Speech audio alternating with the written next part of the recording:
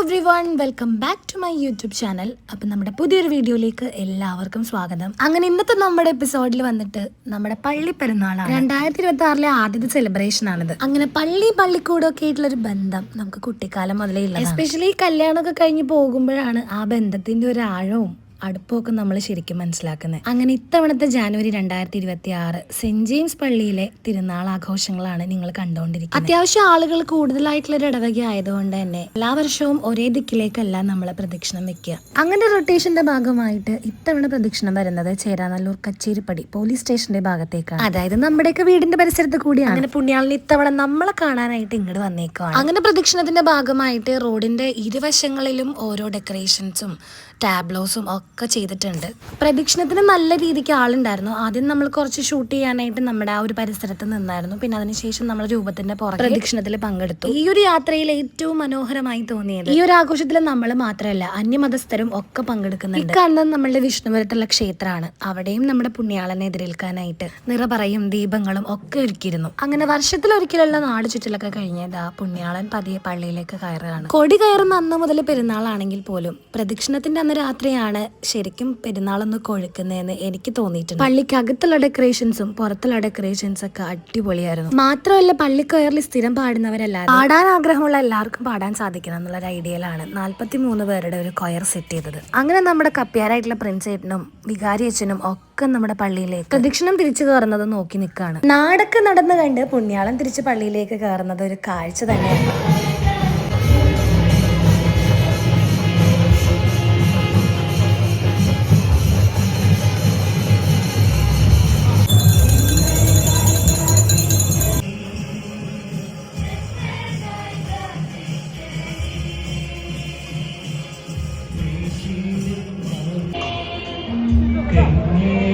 പിന്നീട് അങ്ങോട്ട് ഗംഭീര വെടിക്കെട്ടായിരുന്നു. ആ ഒരു സമയമായപ്പോഴത്തേക്കും പള്ളിമുറ്റം നിറച്ച ആളായി.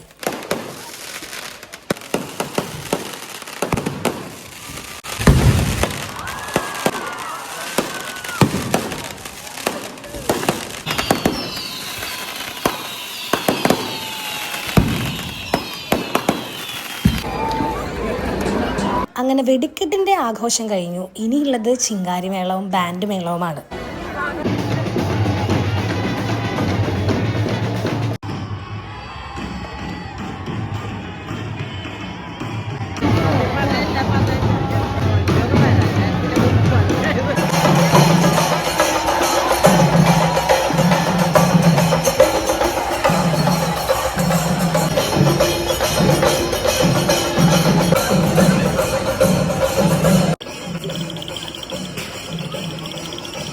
അങ്ങനെ ഏകദേശം പരിപാടികളൊക്കെ തീരാൻ നേരമായപ്പോഴത്തേക്കും ഞങ്ങളൊന്ന് പതിയെ പള്ളിമുറ്റമൊക്കെ പുറത്ത് നടന്ന് കണ്ടു. എന്നിട്ട് നേരെ വീട്ടിലേക്ക് എത്തി. ഇനി നാളെ രാവിലത്തേക്കുള്ള പ്രിപ്പറേഷൻസ്. അങ്ങനെ രാവിലത്തേക്കുള്ള പരിപാടികളൊക്കെ സെറ്റാക്കി ഞങ്ങൾ കിടന്നുറങ്ങി.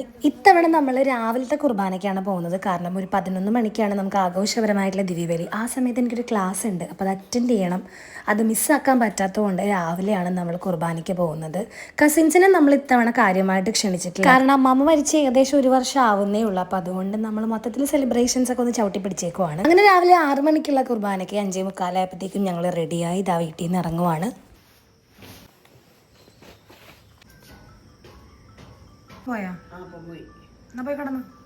രാവിലത്തെ കുർബാനക്ക് ആള് കുറവായിരിക്കും എന്ന് വിചാരിച്ചാണ് ഞങ്ങൾ ചെന്നത്. പക്ഷെ ചെന്നപ്പോൾ അത്യാവശ്യം നല്ല രീതിക്ക് ആളുണ്ടായിരുന്നു.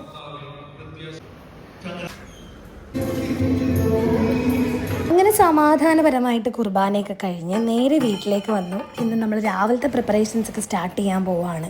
ബീഫ് സ്റ്റൂവും പാലപ്പവുമാണ് ഇന്ന് രാവിലത്തേക്കുള്ള സ്പെഷ്യൽ. അങ്ങനെ അതൊക്കെ വെച്ച് കഴിച്ചു. താഴെ വീട്ടിൽ നിന്ന് അപ്പച്ചനെ അമ്മച്ചിനെയൊക്കെ വിളിച്ച് എല്ലാവരും ചായ കുടിക്കാനുണ്ട്. ഇന്ന് നമ്മൾ പെരുന്നാൾ സ്പെഷ്യലായിട്ട് പ്രോൺസ് ബിരിയാണി ഉണ്ടാക്കണം. അങ്ങനെ അതൊക്കെ കഴിഞ്ഞ് ക്ലാസ് ഒക്കെ കഴിഞ്ഞിരുന്നപ്പോഴേക്കും അപ്പൂസ് വന്നായിരുന്നു പെരുമ്പാവൂരിന്ന്. പിന്നെ നമ്മൾ പള്ളിയിലൊന്ന് പോയി കഴുന്നൊക്കെ എടുത്ത് പള്ളിമുറ്റമൊക്കെ ഒന്ന് ചുറ്റും ഏകദേശം നമ്മുടെ പെരുന്നാൾ അവസാനിച്ചു. അങ്ങനെ പുണ്യാളിനോട് ഇത്തവണ എല്ലാവരും പ്രാർത്ഥിച്ച കാര്യങ്ങളൊക്കെ നടന്നു കിട്ടട്ടെ. വീണ്ടും പുതിയൊരു വീഡിയോ ആയി കാണുന്നത് വരെ ബൈ.